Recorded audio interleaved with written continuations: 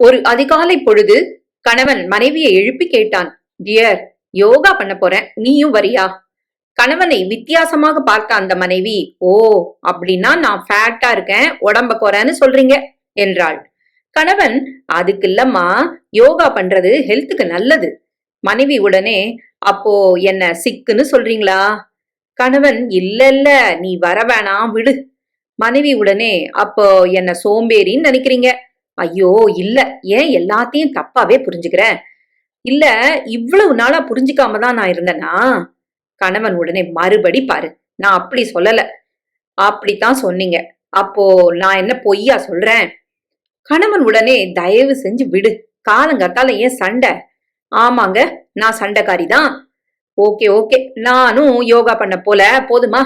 உங்களுக்கு போறதுக்கு அலுப்பு, அதுக்கு என்ன பிளேம் பண்றீங்க? சரி சரி, நீ தூங்கு, நான் தனியாவே போய்க்கிறேன். சந்தோஷமா? அதானே, உங்களுக்கு எங்க போனாலும் தனியா போய் என்ஜாய் பண்ணணும். அதுக்கு தானே இவ்வளவும் பேசுனீங்க? வெறுத்து போன கணவன் எவ்வளவு யோசித்தும் தான் என்ன தவறு செய்தோம் என்று அவருக்கு விளங்கவே இல்லை. டயர்டாகி படுத்து விட்டான். திருமணமான ஆண்களுக்கு இந்த பதிவு சமர்ப்பணம். படித்ததில் பிடித்தது.